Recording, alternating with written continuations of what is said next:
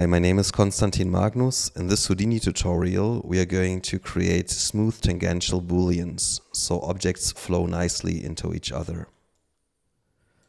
Let's create a new scene and make sure we have a few objects intersecting with each other. I'll start with a box with a few divisions, a sphere set to polygon and a bit more frequency, and a torus which is set up oriented along the z-axis. All three objects I want to merge packed, not because of packing, I want to disable this, but because I get a name attribute based on the input names and an index number. Let's subdivide the box twice. This would be the reference in terms of resolution for now. And I would move the sphere to the side and upwards and increase its scale, or reduce its scale so it's not too big. Let's also move the torus up and to the side. And I want to reduce its second radius so we have a bit more room for our transitions. I'll try to make the edges more or less equal in length. And again, we should have enough definition for clipping all this geometry later. First of all, I want to remove the intersecting parts though, using a Boolean union. You can see we got rid of them now. And next we are going to measure the distance between those surfaces.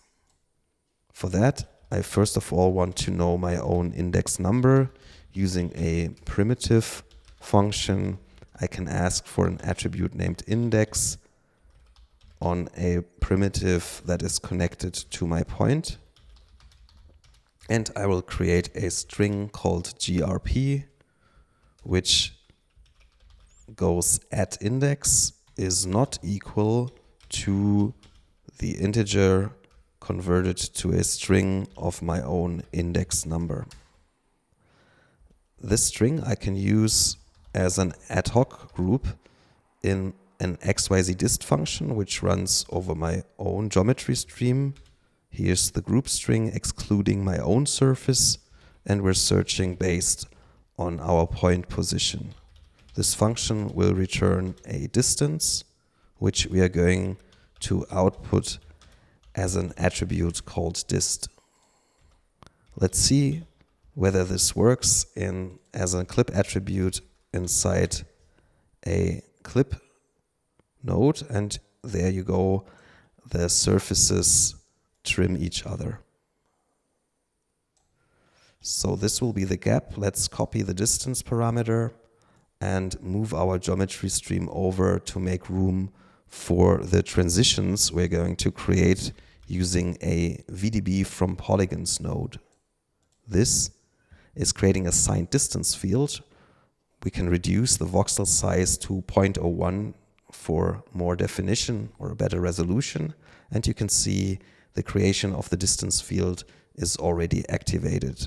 So we can go on using a VDB reshape node, which we can paste in the clipping distance as a relative reference.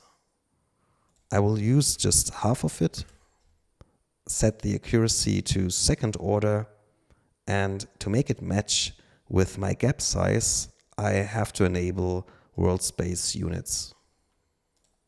Let's alt drag the VDB reshape node to copy it and set the second one to erode.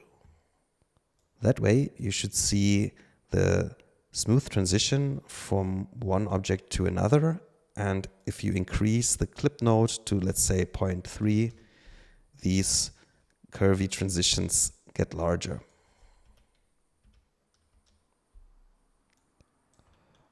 I would like to convert this signed distance field back to a polygon mesh using convert VDB, and now measure the distance from the other geometry.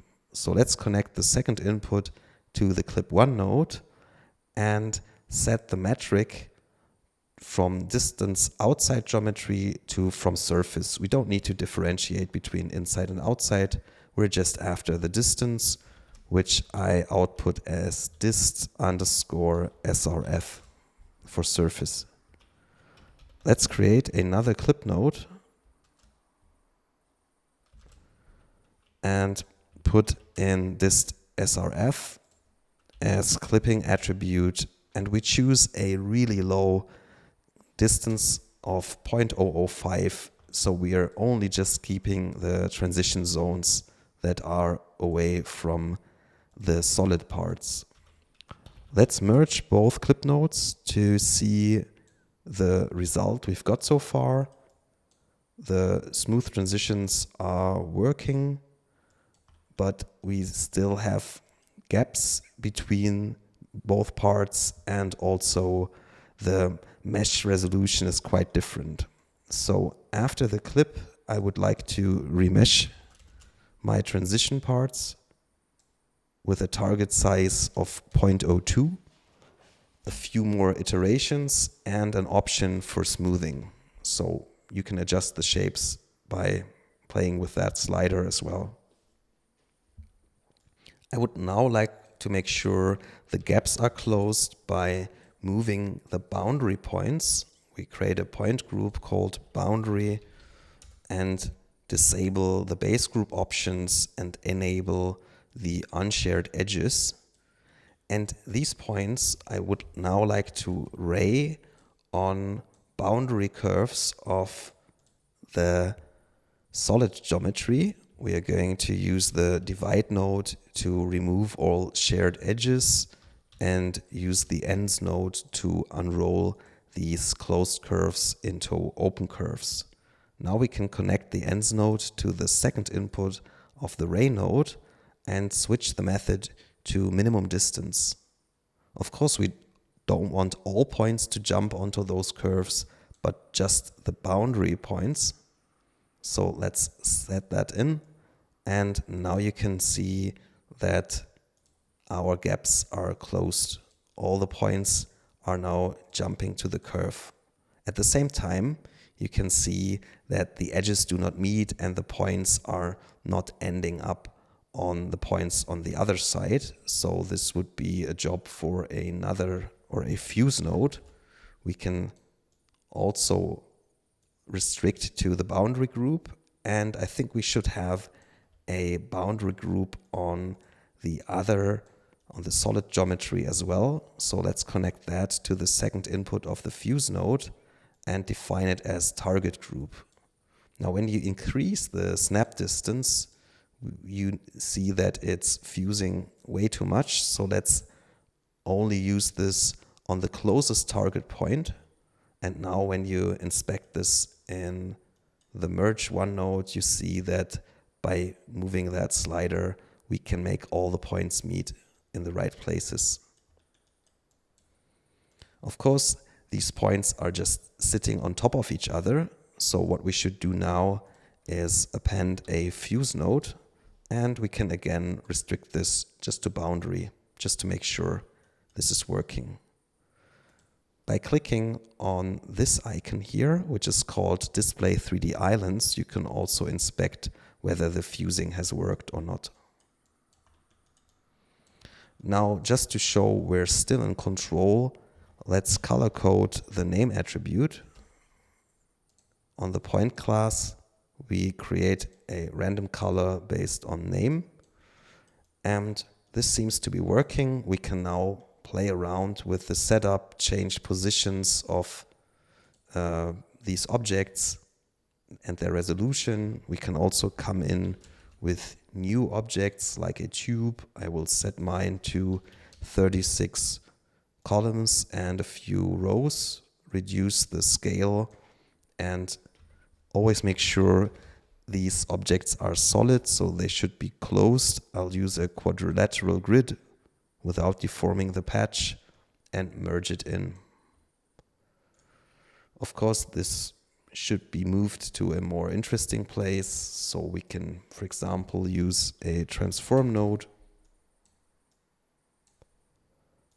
move it a bit to the front,